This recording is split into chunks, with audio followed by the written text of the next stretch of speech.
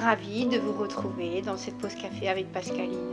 Aujourd'hui, je réponds à la question kinesthésique d'Alice, qui a l'impression qu'elle a perdu beaucoup de temps parce qu'elle ne savait pas qu'elle était kinesthésique. Je suis Pascaline Jouy, coach, conférencière et auteure du livre « Je ne peux pas m'empêcher de bouger et si vous étiez kinesthésique, mode d'emploi d'un cas épanoui ». Et pour profiter de tous mes conseils, abonnez-vous tout de suite à ma chaîne. Alice nous dit « J'ai découvert la semaine dernière que j'étais kinesthésique. C'est à la fois un grand soulagement pour moi, mais ça me fait paniquer parce que j'ai 48 ans et j'ai peur d'avoir perdu trop de temps. Est-ce qu'il est trop tard pour moi ? Et mes enfants qui ont supporté une mère cyclotimique qui criait et s'énervait tellement souvent. Peut-on réparer les choses ? Merci Alice pour cette question parce qu'elle est très très large et elle permet d'aborder beaucoup de sujets. Et effectivement, je vais donner des pistes aujourd'hui. Vous parlez de bouleversement de vie. Donc c'est très très large. En premier, si c'est possible, je vous invite à accentuer ce côté, ça m'a soulagée, à savourer les aspects positifs de votre découverte. Alors je sais que c'est souvent un choc.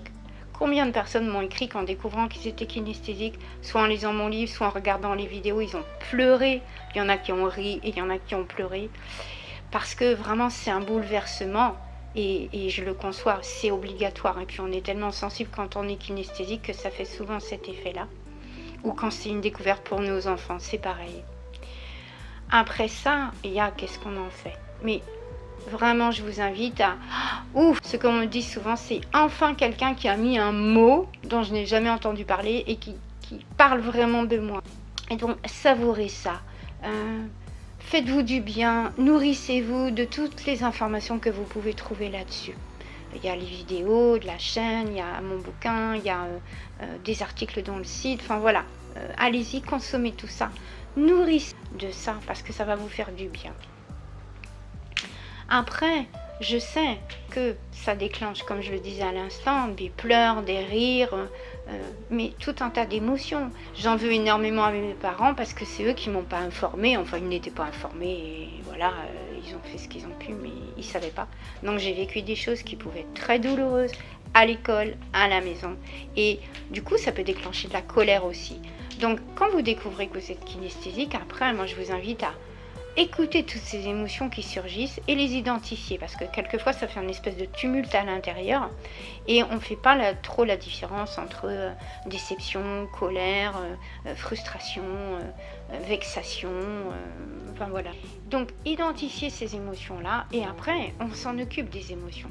Alors pour vous occuper de vos émotions, moi je suis en train de créer un programme pour ça, donc j'en reparlerai tout à l'heure, mais vous pouvez tout à fait en mode léger commencer à gérer vos émotions, vraiment d'une façon légère, ludique, fun, je dirais même. C'est le programme que je suis en train de vous préparer, il s'appelle Kinesthésique épanouie.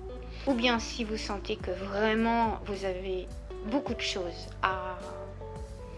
beaucoup de dossiers à boucler, beaucoup de choses à évacuer, beaucoup d'émotions et que vous sentez que vraiment vous avez besoin d'être accompagné là-dessus, prenez rendez-vous avec moi tout simplement. C'est une des raisons principales qui fait que les gens me contactent pour prendre rendez-vous.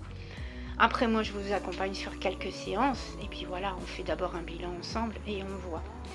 Mais sachez que votre terrain fragile, une fois que vous savez comment fonctionne le côté kinesthésique, quelle est votre structure, quels sont vos besoins, comment y répondre, après c'est le côté émotionnel. Et occupez-vous de vos émotions parce que de toute façon ça démarre tout le temps en quart de tour pour les kinesthésiques ou bien c'est rentré gardé, voilà, c'est tout l'un ou tout l'autre, mais de toute façon c'est des émotions qui font beaucoup de ravages à l'intérieur. Alors je vous en prie, occupez-vous-en d'une façon ou d'une autre. Alice, quand vous dites est-ce qu'il est trop tard pour moi, c'est une question qui manque un petit peu de précision pour moi.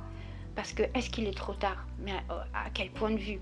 Est-ce que vous remettez en cause quelque chose dans le domaine personnel, quelque chose par rapport à la famille, quelque chose par rapport au couple, quelque chose par rapport à votre projet professionnel, quelque chose par rapport à l'endroit où vous habitez, la ville aussi, le logement, ou est-ce que vous remettez en question votre projet de vie, Beaucoup de personnes me contactent en me disant je me suis trompée de voie professionnelle ou trompée de projet de vie. Et effectivement, c'est un grand remue-ménage ou remue-ménage à ce moment-là. Et on a besoin, moi j'ai besoin pour vous aiguiller là-dessus, de savoir vraiment de façon plus précise là où vous remettez les choses en question. Donc là-dessus, je ne peux pas vous répondre. Tout ce que je peux vous dire, c'est qu'il n'est jamais trop tard. Effectivement, on a vécu ce qu'on a vécu, les années qu'on a passées, voilà, c'est derrière nous et ça nous a fait grandir aussi quand même, parfois dans la souffrance. Mais là, si vous avez 48 ans, Alice, voilà, vous êtes encore jeune, et il y a encore plein de choses à faire, il y a encore un grand avenir devant vous, donc non, il n'est jamais trop tard.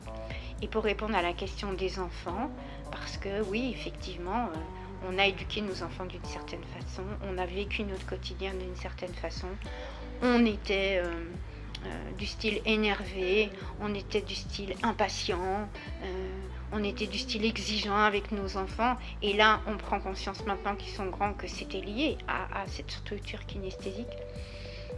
On peut s'en vouloir beaucoup. Il y a des façons de faire, je ne vais pas détailler ça maintenant, peut-être du coup là ce serait plutôt en séance individuelle avec moi où là je vous expliquerai comment faire la paix avec chacun de vos enfants et comment réparer. C'est possible de réparer, on peut avoir fait des erreurs, on peut toujours réparer, on peut toujours trouver des solutions à des choses qu'on a mal faites.